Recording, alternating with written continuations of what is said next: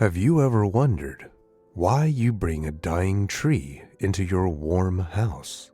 Decorate it and declare it a tradition. Close your eyes. There it stands, green, tall. You can smell the resin. Beautiful. The Christmas tree. Lights and red baubles hang from its branches. A star on top. It feels warm and safe. Peaceful. The red baubles you hung in the flickering light of the candles. They look like frozen drops, like memories of something old, something we wanted to forget. Today, I will tell you the true story of the butcher, about the witch, about the cat that steals children, about Frau Perkta, who slashes bellies at night, and also about the god who hanged himself. Today, you are traveling with Wonderworld. Together, we scratch away the bark and look at the rottenness of the Christmas stories underneath. Long before Christmas existed, there was Yggdrasil, the world tree. The Vikings believed that this tree held the universe together. But trees are thirsty, and sacred trees demand more than just water. The Allfather, Odin, the god of war and wisdom, wanted to understand the secrets of the runes. But knowledge always comes at a price. Odin knew he had to make a sacrifice. Not a goat, not a slave. He had to sacrifice himself. Legend has it that he hung himself from a branch of this gigantic tree. He stabbed himself in the side with his own spear, Gungnir. And then he hung there, not for an hour, not for a day. 9 long, cold nights. Imagine the cold, the icy wind whipping through his hair, his blood slowly trickling down the trunk and seeping into the roots. He swayed in the wind, half dead, half alive, staring into the abyss. Loneliness, pain, silence. When the Germanic tribes later celebrated Yule in the middle of the deepest winter, they remembered this sacrifice. They hung gifts in the trees, meat, animals, sometimes humans. So when you look at your tree, the red baubles, that's the blood, the tinsel, the entrails of the sacrifice. We've cleaned up the ritual, but the symbol remains. A tree laden with sacrifices in the dead silence of winter. Many rituals remain to this day. We no longer put a bloody Yggdrasil in our homes, but the evergreen tree is a pagan symbol of survival in winter. Just as Yggdrasil kept the universe alive, you accompany us on a journey to the Dutch coast. Forget the sleigh, forget the reindeer. Here, terror comes across the water. Imagine you are standing at the harbor in Amsterdam. It is mid-November. The fog is thick as wet wool. It swallows every sound. You can't see the water, but you can smell it. Salty, foul, cold. Then you hear it, a deep rumbling. A steamship emerges from the gray. On board is an ancient man, Sinterklaas. He wears red, the color of bishops, but also the color of blood. He comes from Spain. Today, that sounds like a holiday, like sunshine, but history has a long memory. 400 years ago, Spain was not the land of sunshine. It was the enemy. The Netherlands fought a brutal, bloody war against the Spanish crown. 80 long years. When a ship from Spain appeared on the horizon back then, it brought soldiers. It brought the Inquisition. It brought death. And that is precisely where the fear comes from. Sinterklaas does not come alone. He brings helpers and a sack with him. Can you hear the sound of heavy, scratchy jute fabric rubbing together? Children today know that there are presents in the sack, but the historical truth is darker. Much darker. In the past, the sack was empty when Sinterklaas arrived. It was there to be filled with children. Legend has it, if you were naughty, if you didn't obey, then you wouldn't get a cane. That would be too easy. You would be grabbed. You would be stuffed into the sack, into the darkness.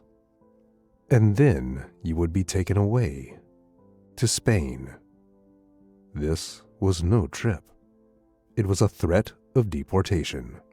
It was the fear of an entire nation of enslavement and abduction by the enemy.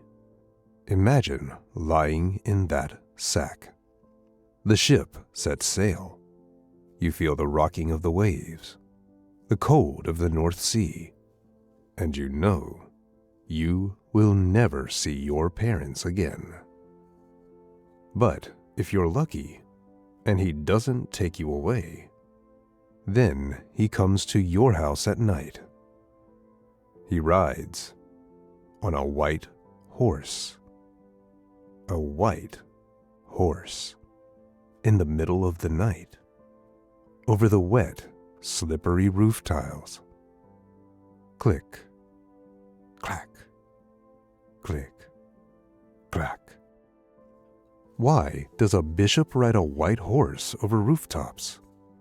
Because Sinterklaas is just a mask. Underneath is something older. He is Odin. Children put out boots or hang up socks for him.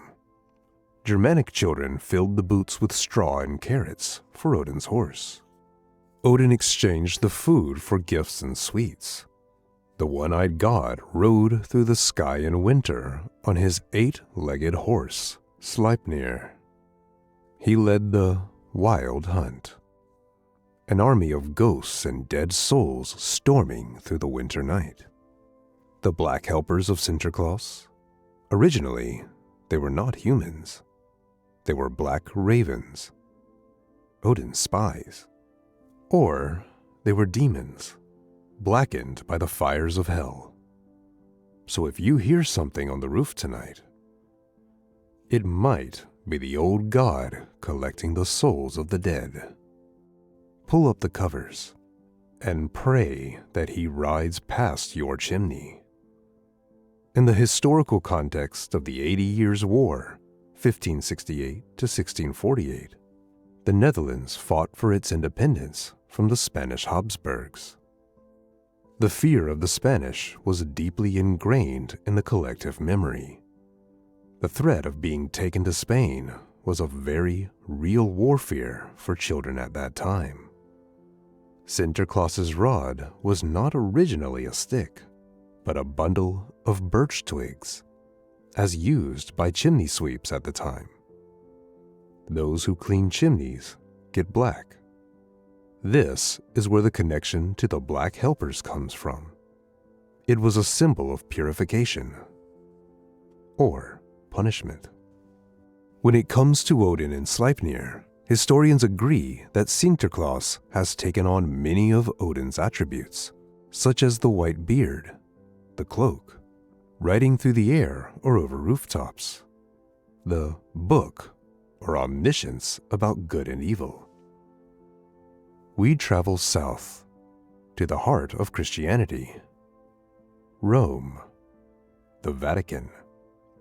It is Christmas Eve. The air smells of incense and expensive wax.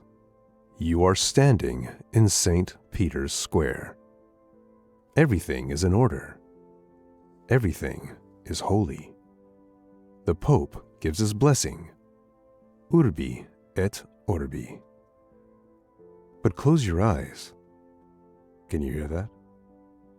Under the paving stones, under the marble of the basilica, there is another sound.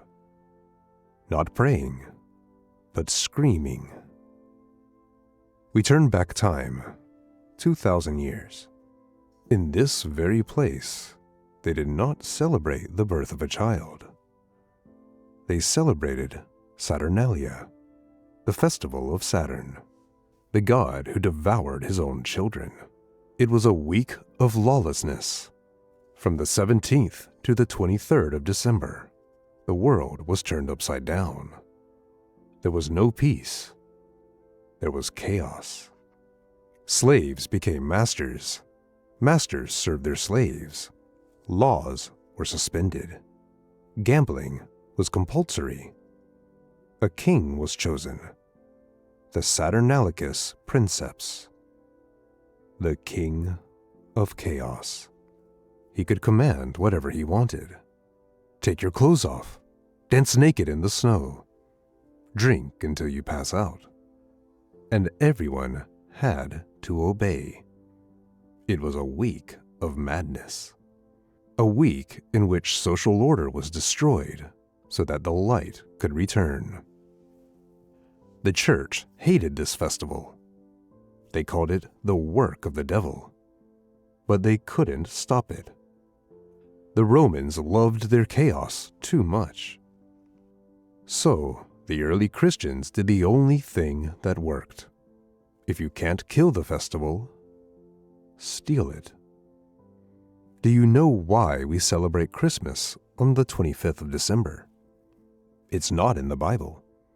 No one knows when Jesus was born. But we do know who had a birthday on that day. Sol Invictus, the Romans' invincible sun god. The church took the date. It took the candles of Saturnalia.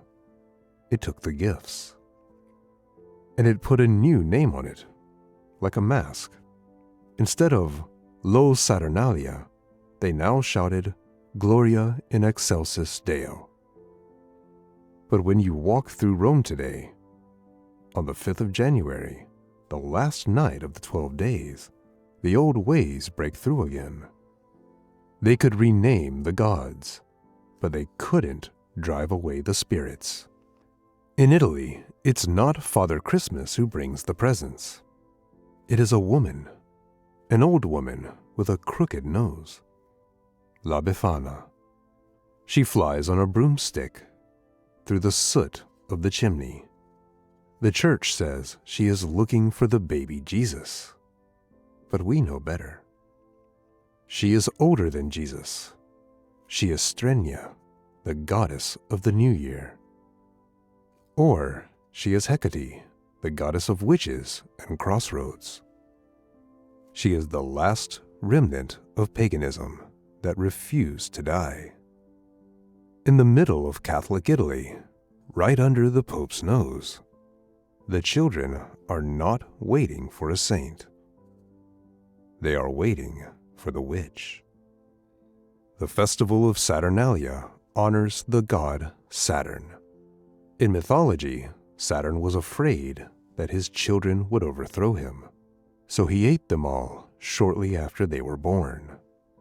The twist here is huge. Christmas celebrates the birth of a child. Saturnalia honors the devourer of his children. The contrast could not be more brutal. In very early, dark interpretations of Saturnalia, it is believed that at the end of the festival, the elected King of Chaos did not simply abdicate, but was ritually sacrificed to please the god of the coming year. The church, of course, was the first to abolish this bloody aspect. During Saturnalia, the Romans gave each other small wax figures. The dark interpretations of Macrobius, an ancient writer, is that these dolls originally served as substitutes for human sacrifices. Wax dolls were given to the god so that he would not demand real human beings. Today, we hang angels and figures on the tree without knowing that they used to be objects of exchange for death. We leave the splendor of Rome and travel to Spain. Here, Christmas does not come on the 25th of December. It comes on the 6th of January, when the arrival of the three kings who named the newborn Christ and Savior. They parade through the streets, golden robes, camels, incense. The children cheer. But look closely. Spain was an empire. The ships that sailed under the cross did not bring gifts. They took them. The gold of the kings, it is the melted gold of the Incas and Aztecs, washed in blood. The incense, it covered the smell of the pyres. The Inquisition watched over every step. Those who did not believe in the right miracle were destined for the fire. In Spain, the sacred is always also a weapon. And there is another date marked in red on the calendar, the 28th of December, the day of the Holy Innocents. Today, it is a day for jokes, like the 1st of April. People laugh. But do you know what they're laughing about? They are laughing about a massacre. The day commemorates the biblical massacre of the innocents in Bethlehem, when King Herod had all boys under the age of 2 killed. Thousands of little corpses, and Spain has turned it into a festival of pranks. The laughter on the 28th of December is the echo of an old trauma, a hysterical reaction to the death of innocents. Perhaps that is why children have to learn to be tough. In Catalonia, there is no Christ child.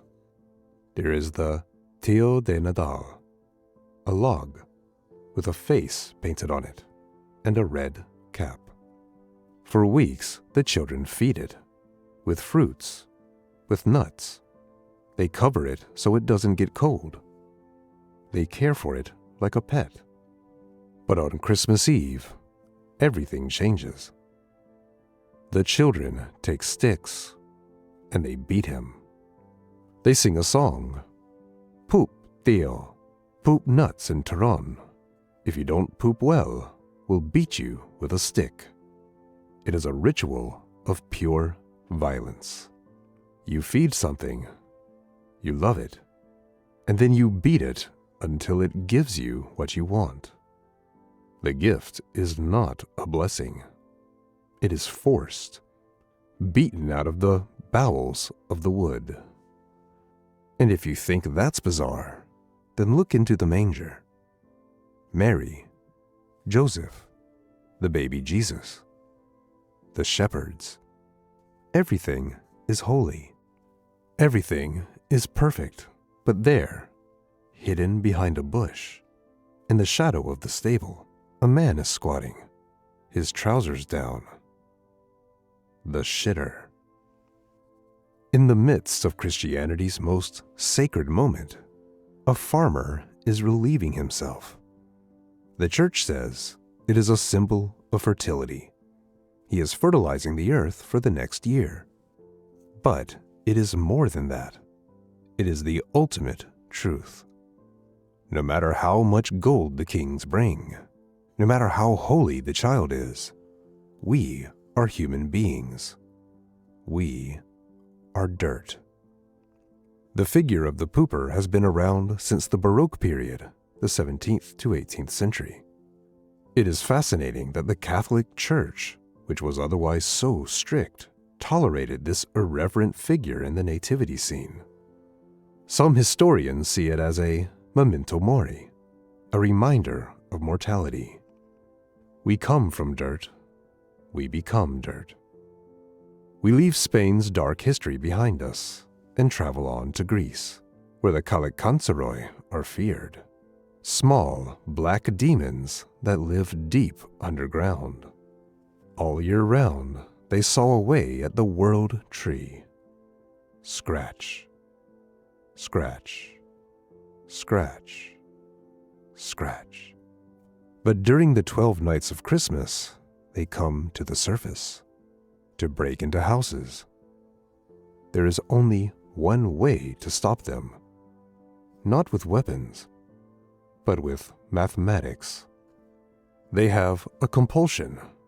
They have to count. People hang a sieve on their door, a simple kitchen sieve with lots of little holes. When the demon comes, he sees the holes.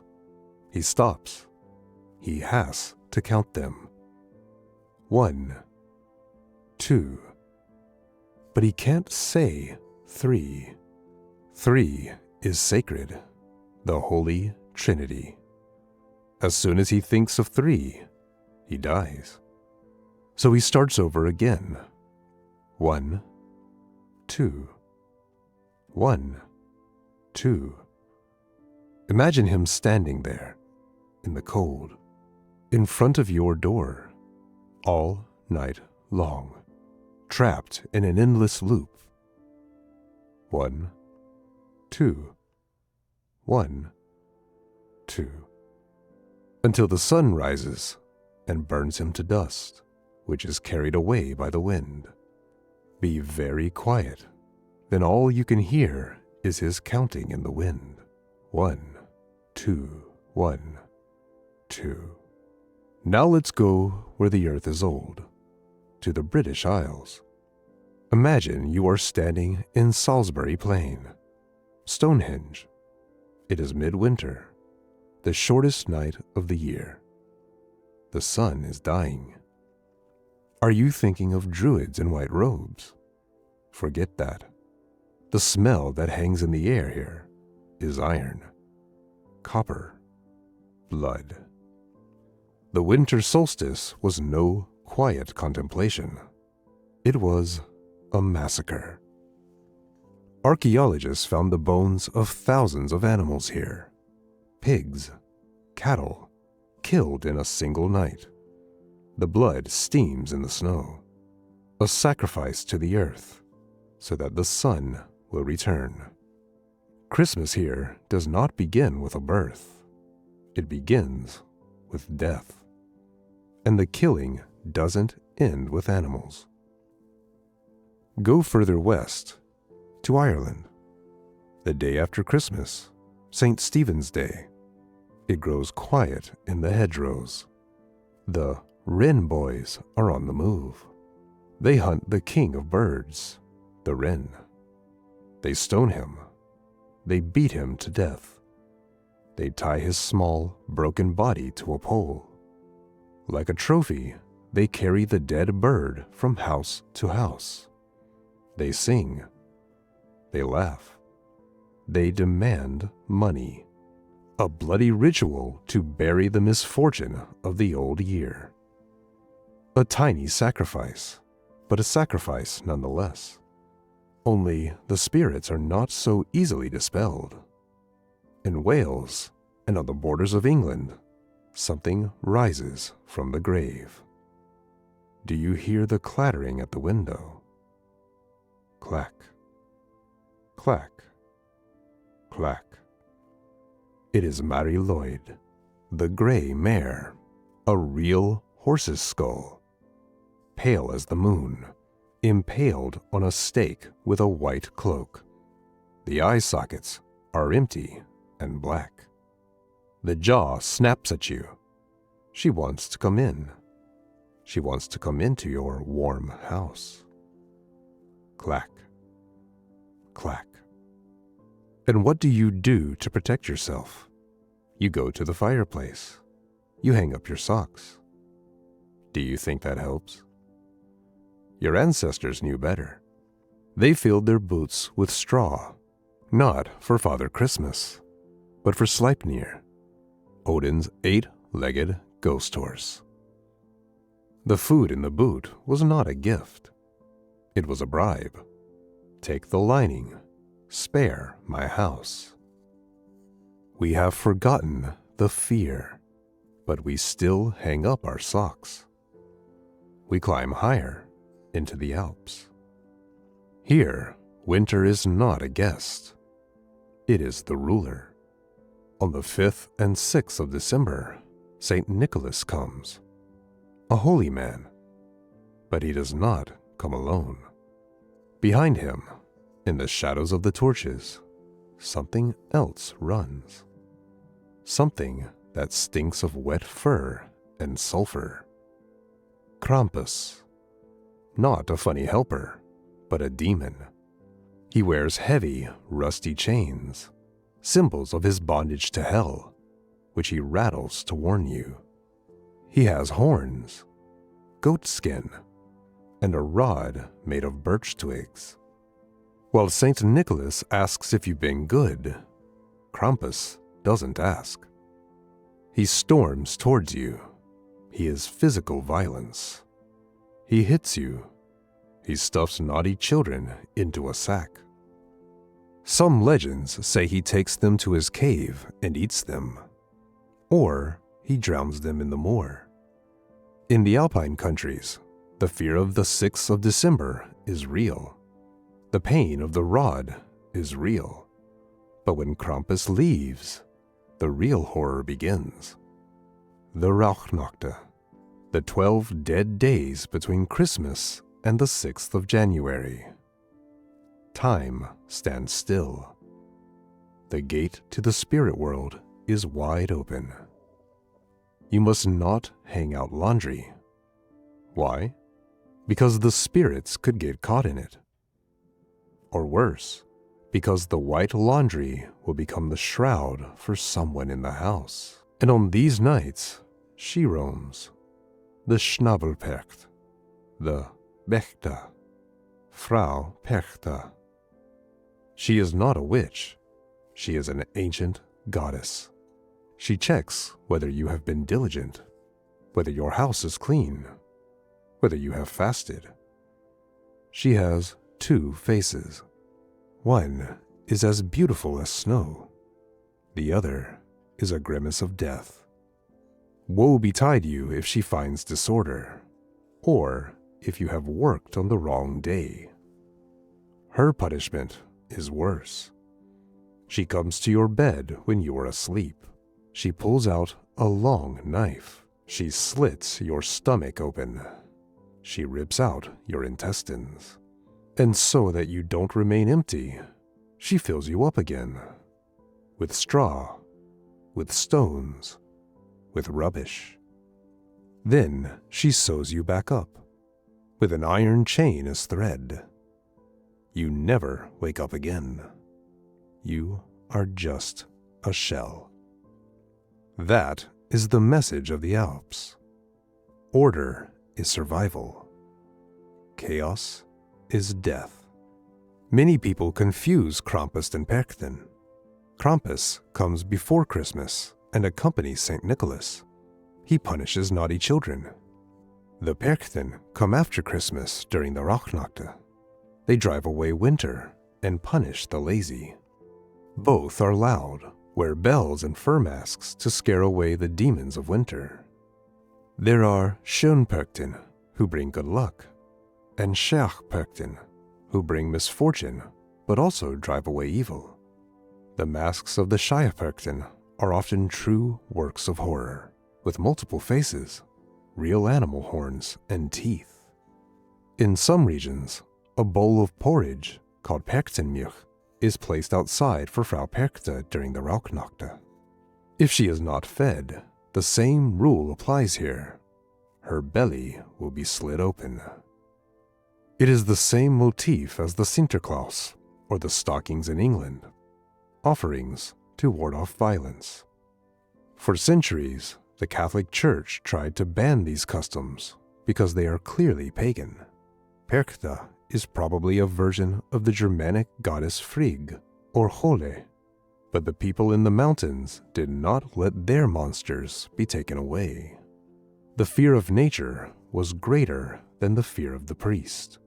While the north worshipped trees, in France they told a story that made the blood run cold. We all know Saint Nicholas, the friendly man, but in the 12th century, people knew his shadow, Pere Frottard, the butcher. The story begins with 3 boys, rich children, lost in a snowstorm. Can you hear the snow crunching under their little boots? They are freezing. They are desperate. Then they see a light, an inn. They knock on the heavy wooden door. The innkeeper opens it, but he is not a friendly man. He is a butcher. And he doesn't see children. He sees meat. He lets them in and gives them food. And when they are asleep, he enters the room with a knife. He doesn't just kill them. He processes them. He chops up their bodies, piece by piece. And to hide the crime, he throws the pieces into a large curing barrel. A wooden barrel filled with salt. Imagine the sound. The coarse salt trickling onto the meat, like rain on a wooden roof, layer upon layer, to preserve them. Years later, St. Nicholas comes by. He brings the children back to life, but he does not forgive the butcher. He curses him. The butcher must serve him forever, dressed in dirty, black rags. With a whip in his hand, he is the reason why children are afraid of St. Nicholas's dark companions. He is a reminder that not everyone who invites you into the warmth is your friend. And now we reach the end of the world, Iceland. There is no sun here in winter, the land of eternal night. This is where civilization ends and the primordial monsters take over.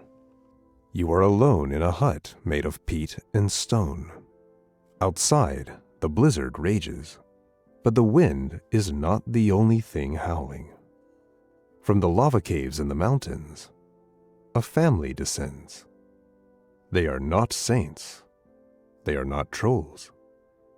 Their mother's name is Gryla. She is a giantess, ugly as death. She has hooves instead of feet, 15 tails, and she is always hungry. She does not come to bring gifts. She carries a huge, old sack. She listens at the windows. Are the children naughty? Then she reaches in. She puts the children in the sack. Alive. She drags them back to her cave. There, her cauldron awaits. She takes no prisoners. She makes stew. There is no escape. When Gryla comes for you, you will be eaten. But Gryla isn't the worst. She has a pet. Can you hear that? Outside the door. It's the julekuteren, the Christmas cat. Not a normal cat. It's huge, bigger than a house. Its eyes glow like fire in the polar night. It sneaks through the snow, and it smells. Not whether you've been good, but whether you've been industrious. It smells if you're wearing old clothes. Legend has it, anyone who doesn't have a new item of clothing for Christmas, anyone who hasn't been industrious enough to make themselves clothes out of wool for the new year, if you're not wearing new socks, they belong to the cat. She doesn't break in. She waits.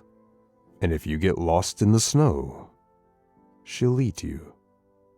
No mercy for the lazy. Because if you can't take care of yourself, the community won't either. In Iceland, Christmas is a struggle for survival. The snow is deeper here than anywhere else, and out there, in the white void, it lurks. No presents, no mercy, just teeth in the snow. This tradition still exists in Iceland today. It is an unwritten law that you wear new clothes at Christmas, even if it's just new socks. Those who don't are jokingly warned that the cat will get them. Today, she is a mascot. Huge illuminated cat statues can be seen in Reykjavik as Christmas decorations. But the message, "Be diligent and dress properly," is deeply ingrained in the culture. We are at the end of our journey, from the bloody stones in England, to the steaming cauldrons in the Alps, to the eternal night of Iceland. We blew out the light, and we saw what lurks in the dark. Maybe tonight you'll look at your warm flat differently. Maybe you'll hear more than just air in the wind. And when you hang up your socks, or see a man with a beard, then remember, the masks have changed, but the monsters are still there. Always be vigilant. Keep the darkness out and look forward to your next journey with Wonderworld.